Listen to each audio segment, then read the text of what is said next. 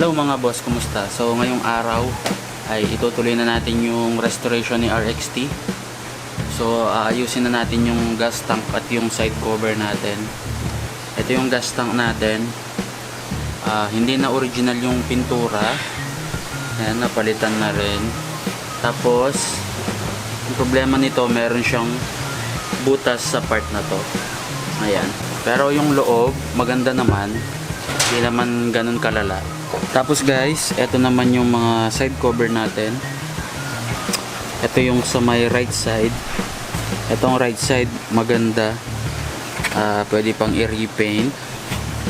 Nawawala lang yung silver emblem. So tsaka na lang natin bibilhin yun.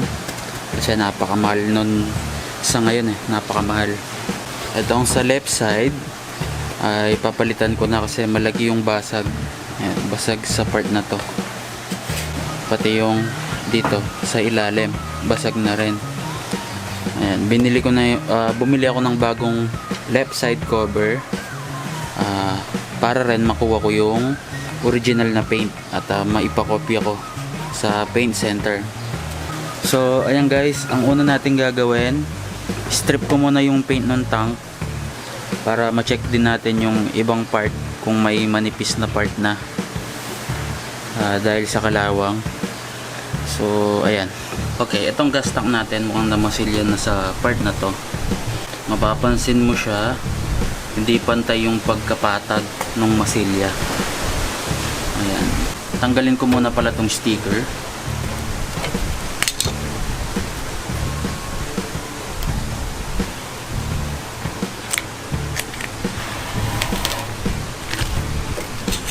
May masilya rin dito.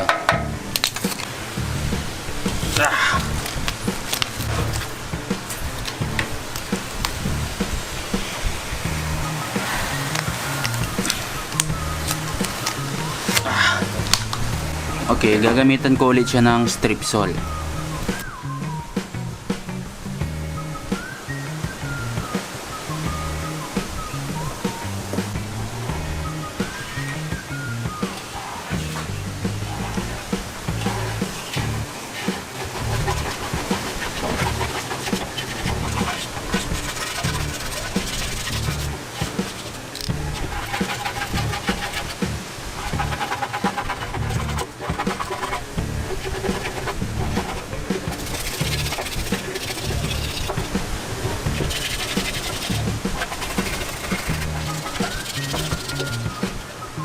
Okay, ayan, puro masilya nga dito. Okay lang yan, tatanggalin lahat natin yan.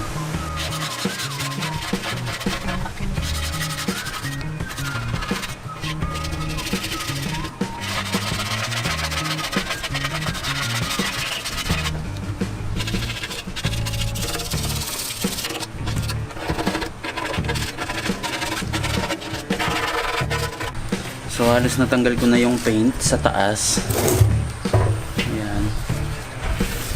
Tsaka na natin tanggalin itong sa ilalim. Ayan yung mga namasilya na sa dito. Mayroon pang maliit dito. Ito na yung pinakamalaki. At dito sa kabilang side. Ayan.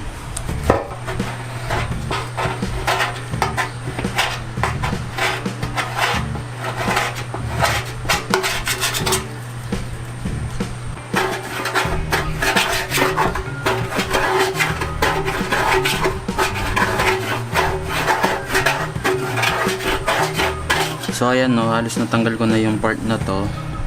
Hintayin lang natin mag-penetrate pa ng malalim yung Strip-Sol natin. Tingnan natin kung aabot hanggang ilalim. Nilagyan ko na rin yung iba. So hintayin lang tayo ng konti. Okay, after ilang minutes umangat yung masilya guys. Ayan. Tignan natin kung malalim yung penetration. Ayan. Mas malalim na yung inabot ngayon.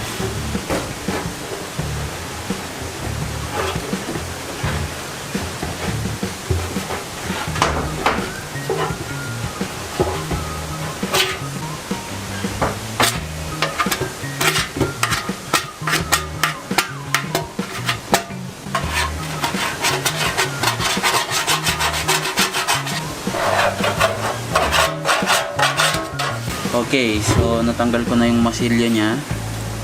Ito yung mga UP natin dito sa part na to. Medyo yung mga high spot, kailangan pukpukin yan para matabunan natin ng masilya at magpantay dito.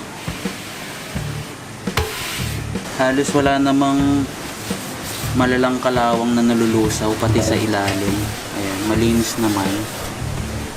Meron lang talagang maliit na butas dito na kailangan kong i-repair. Itong loob, i-pressure washer ko na lang para matanggal yung mga dumi at mga naipong kalawang din. Okay, strip ko na rin pala yung mga shock cover. Munti ko nang makalimutan to.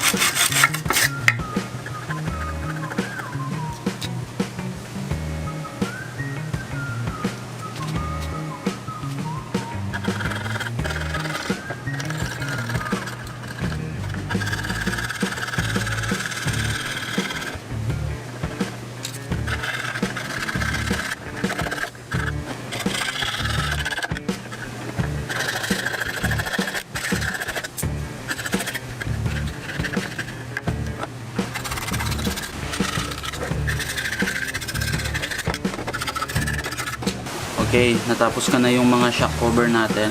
Ito sila. Malinis naman. Pati yung mga pang-ibaba, ito. Lilinisan ko na lang yung loob. Tapos, ipa-primer ko na rin yung loob para hindi kalawangin. Okay, ngayon balik tayo dun sa gas tank natin. Okay, ito yung butas guys. Ayan, napakaliit lang. Ayan siya. Ayan, nilagyan ko na ng konti para matanggal yung manipis na part. So para matakpan yan, ipapahinang ko, pero bago yon kailangan ko ilulubog ko muna siya para kapag pininturahan hindi halata yung hinang. Ayan, mas matibay pag ganito yung hinang. Brass yata to or tanso kesa dun sa radiator shop. LED yata ang gamit dun eh. Pero nakatry na ako dun sa mga radiator shop. Wala naman ako naging problema. Pero mas matibay kasi to kapag bracing na brass or tanso. So ilubog muna natin yan. Okay.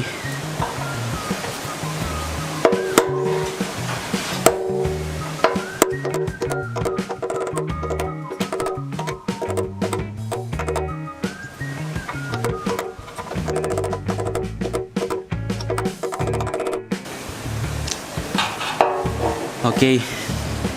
So, ayan. Okay guys, so isasabay ko na dun sa paghinang ng tangke. Bibili na tayo ng paint. So, ito yung bagong side cover na nabili ko. Ayan.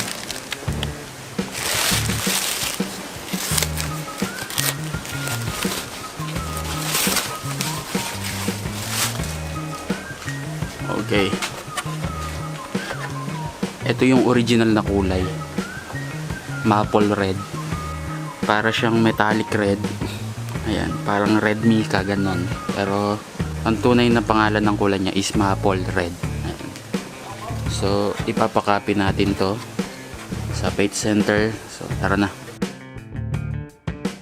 Okay, so ayan, galing na akong machine shop. Medyo malakas pa rin yung hangin kaya maingay. Ayan yung nahinang. Brass yung pinanghinang, mas matibay kesa sa ginagamit sa mga radiator. Ngayon maipapantay na natin yan kasi ginawa na natin ng hukay, kaya kahit na ilihan natin marami pa ring material yung matitira. Tapos nilagyan na rin ng hinang dito kasi nakita nung naghihinang na may maliit na butas na dito, pero hindi naman to tumatagas dito eh. Pero malapit na siguro. Buti na lang nakita. Ayun, ang gagawin natin ngayon, ipapantay natin ito sa surface ng tangke. Kikilin ko muna yung matataas masyado.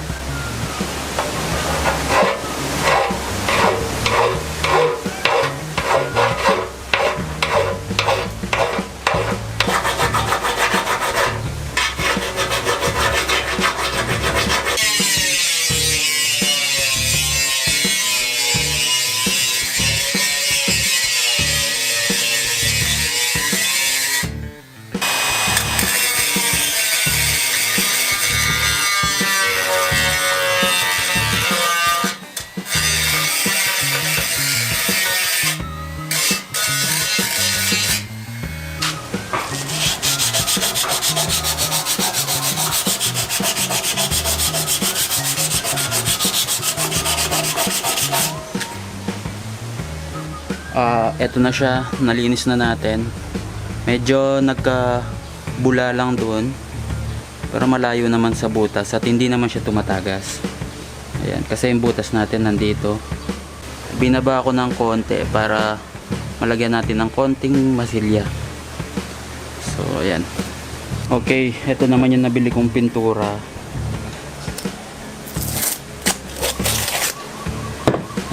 Check natin. Ito siya, maple red. So ayan, hawig naman. Ayan, halos kamukha na rin, pati yung pagka glitter gold nya. Ayan, kapag kasi nasisinaga ng araw, meron siyang konting glitter gold. Ayan. Okay, ngayon itong isang side cover naman yung strip natin. So ito plastic. Tignan muna natin kung magre-react yung strip sole sa pagka-plastic nya. Tanggalin muna natin tong sticker.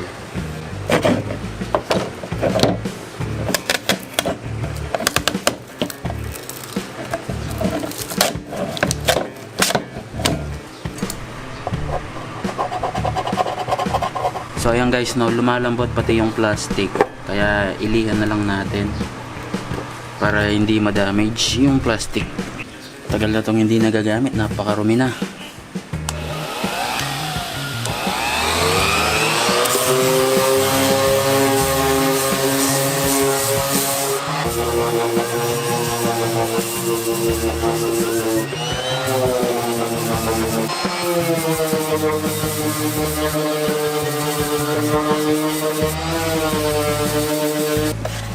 Okay, yung ibang part na mahirap iliha ay pupunasan natin ng thinner.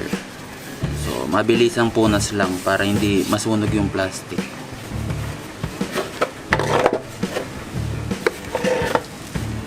Okay mga boss, natanggal ko na yung Pilox paint. Ito yung natira, ito na yung original paint. So yan, pwede na yung patungan. So para hindi siya mag-react sa thinner, ay bubugahan ko muna siya ng plastic primer. Ayan. Okay, balik tayo dito sa tangke. Tatanggalin na natin yung kalawang, tapos lihan na din.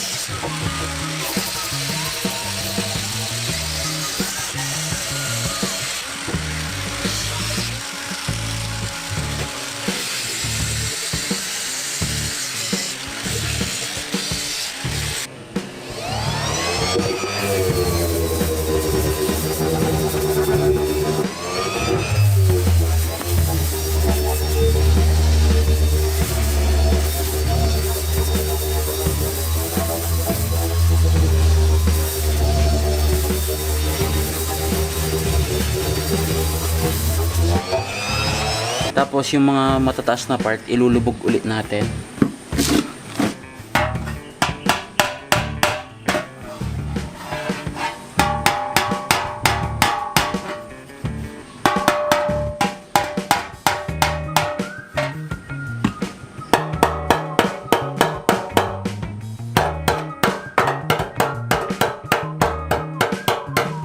Okay, linisan na rin natin yung mga shock cover natin.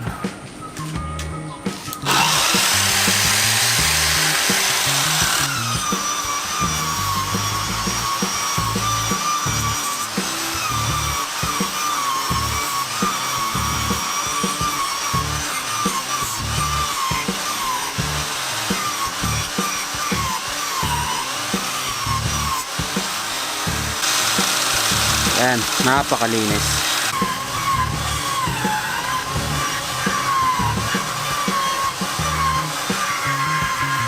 Okay guys, bago gumabi, ipa-primer na natin sila para bukas maililihan na natin agad at malalagyan ng masilya. Okay, nakabili na rin ako ng Orig na 3M respirator. Ayan, original. Kasi yung mga fake sa Shopee, naaamoy mo pa rin yung paint. Pero ito, Orig. Wala lang siyang kasamang N95 filter. Pero nakabili na ako ng mga pang-ipit. Ito, Orig din to. Lalagay ko muna tong mga lumang N95 filter habang hindi pa tayo nakakabili.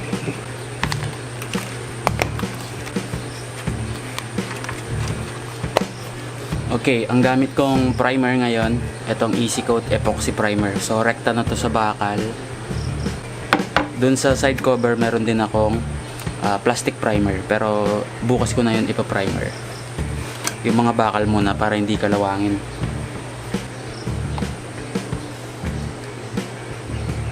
Tapos, yung catalyst.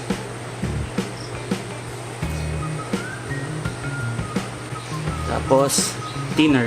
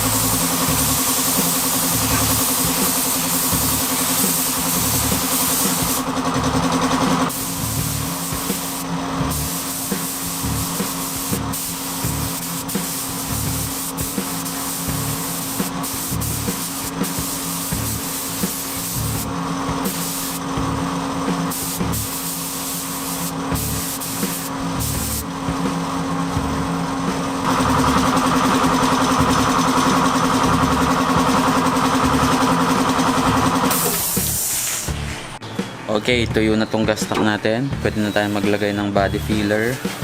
So, ililiha lang natin yung mga lalagyan natin muna. Ayan.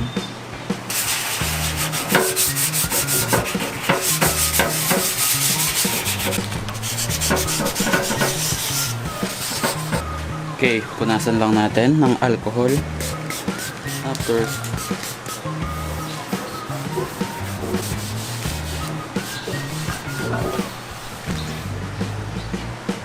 okay, after nyan, pwede na nating applyan ng masilya.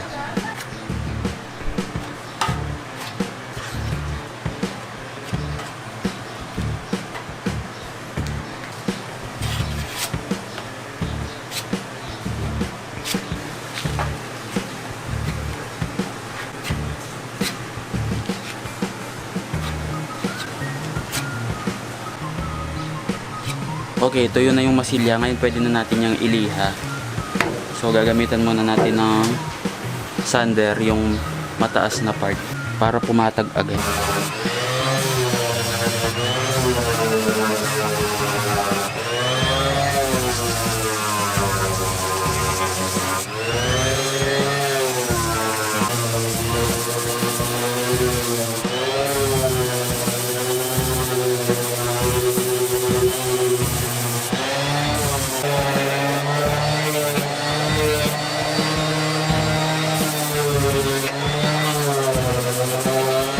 So ayan guys, nalihan na natin, pero may mga konting imperfection pa rin dito na kailangan pa ring tapalan. So ayan, halos makinis na rin naman. Okay, ipaprimer ko na ulit siya kasi kailangan pa niya ng masilya dito sa part na to.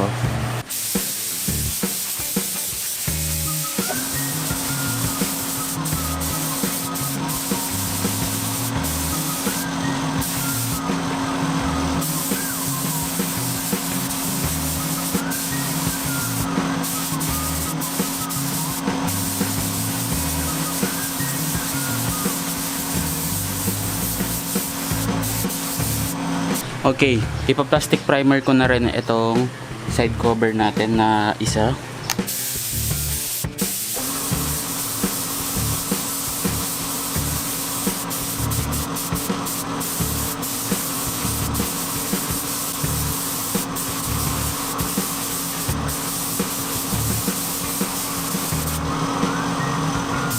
So itong plastic primer na to, ngayon ko lang to ginamit. Kasi yung dating ginagamit ko, clear lang siya, walang kulay. Ito kulay gray. So itong gray, kailangan meron thinner. Yung clear, hindi na kailangan. So ayan. Yung clear talaga yung hanap ko kaso wala. Ito yung meron sila available. Ayan, plastic primer easy coat. So tapos patungan ko pa siya ng surfacer para mailihan natin at mawala yung mga sanding marks at pati yung mga himulmul ng plastic. Ayan. Hindi naman kasi talaga nililiha ang plastic, maghihimulmul siya, kaso lang no choice tayo, hindi natin matanggal yung lumang paint Okay, na iliha ko na yung mga kailangan pang imasilya. So yung may mga lubog pa rin na konti ay papatungan ulit natin. Punasan ko lang ng alcohol ulit. And naliha ko na rin yan.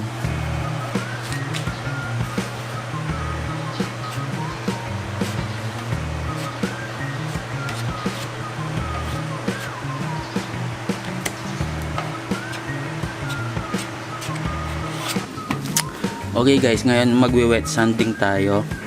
Nilawakan ko na yung nilagyan ko para makuha na natin.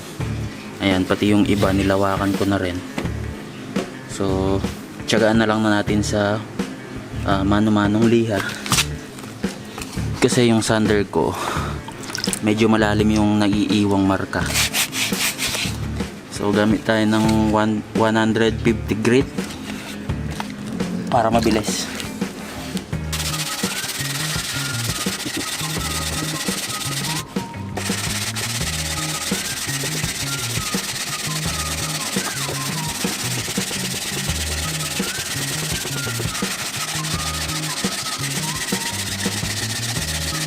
Okay guys, naipatag ko na siya. Ayan.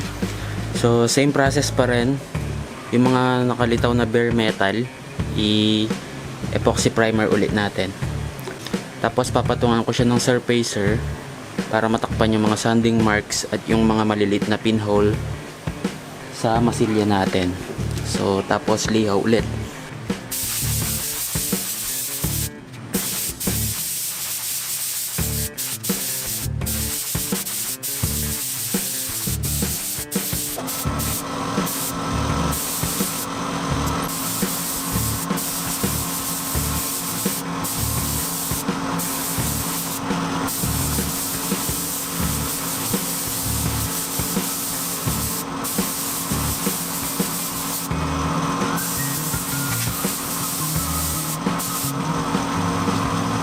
Surfacer na. So halo na natin to. Ito ansal lang to guys.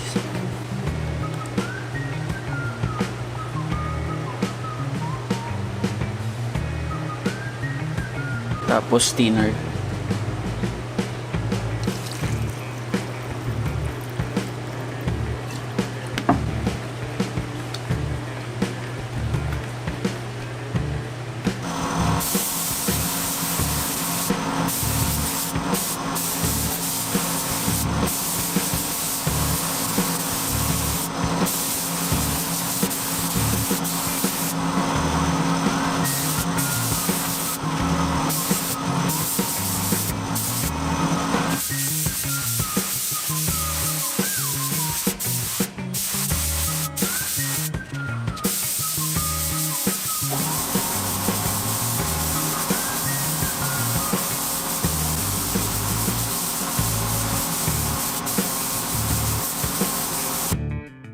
Okay, bale tuyo na siya. So ngayon ililihan na natin.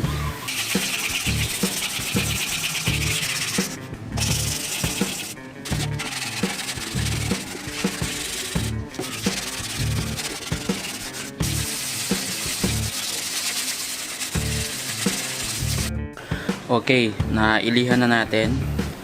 Patag na siya kapag binabasa ko. Patag naman yung kinang. Pwede na tayo mag base coat. Ito yung maple red.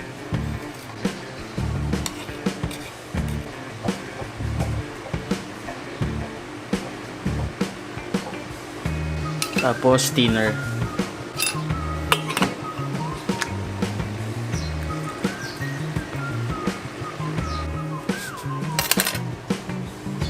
Tapos lagay na natin dito sa gun.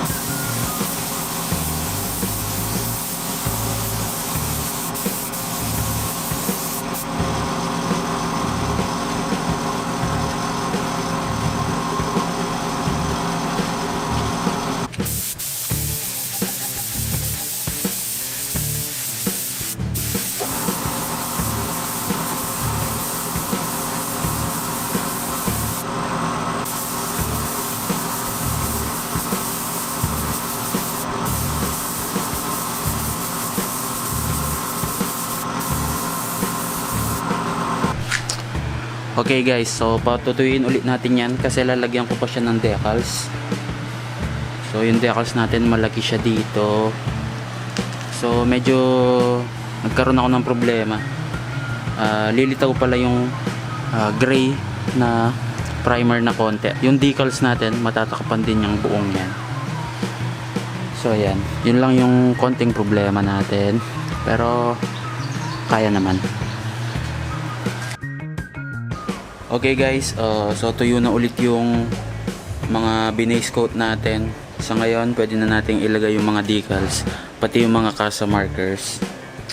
So, digin na natin. Punasan natin ng alcohol. Meron tayong dalawa dito.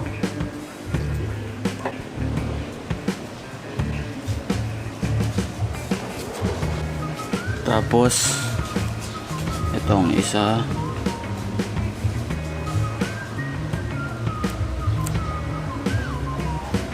Okay. Okay, yung decals natin na malaki. So dito 'yan.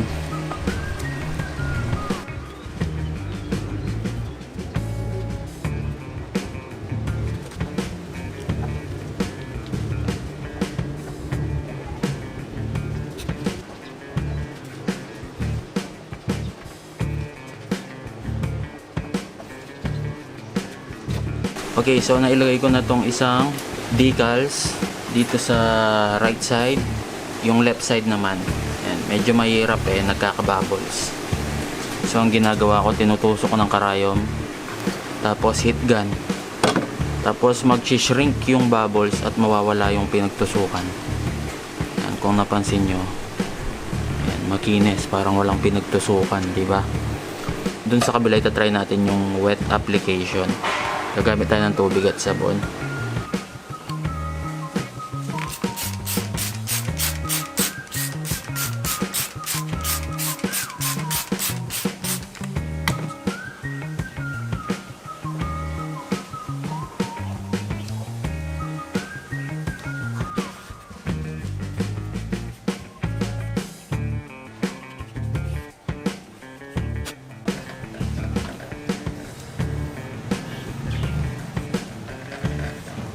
Mas okay pala kapag wet application. Ayan. Yung mga bubbles minimal lang.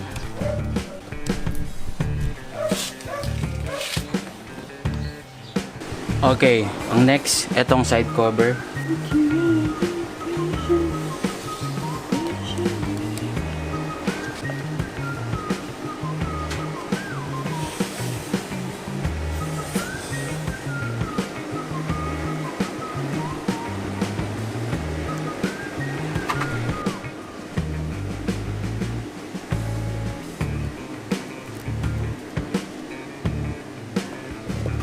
Meron akong original na dragon marking.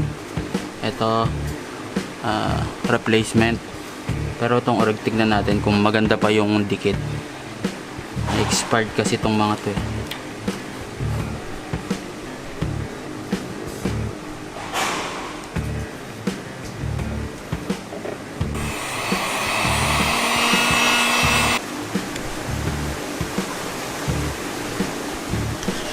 Meron pa akong isa dito.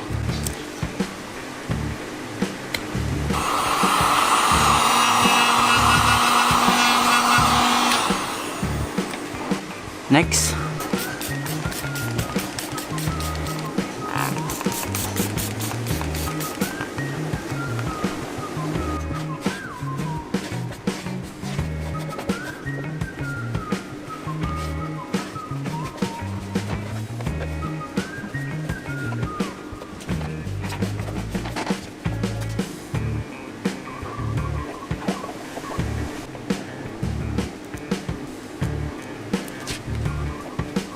Okay, tapos yung last na kasa marker. Okay, nailagay na lahat natin yung mga decals at mga kasa markers. So ngayon pwede na natin siyang i-clear coat. Medyo mahangin pa naman ngayon. So ang gamit kong clear coat, Ansal Car Show. Thinner.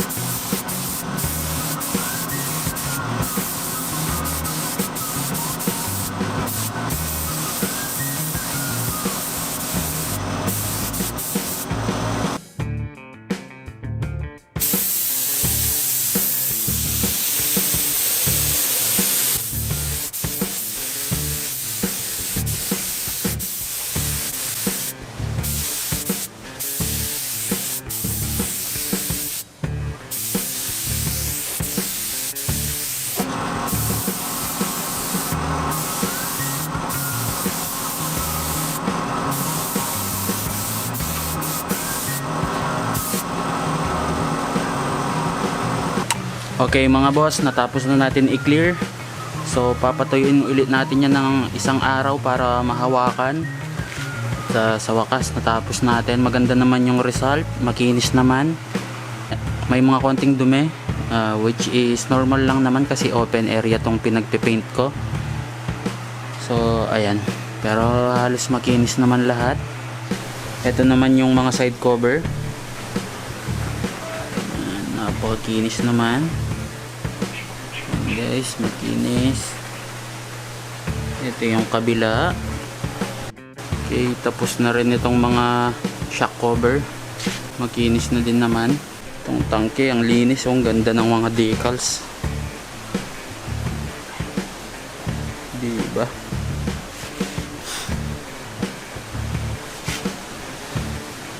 So ayan guys, patuyuin na muna natin sila. Okay, so tuyo na yung mga nirepaint natin. Check natin ulit. So ayan guys, no, makinis naman sila. Pwede na.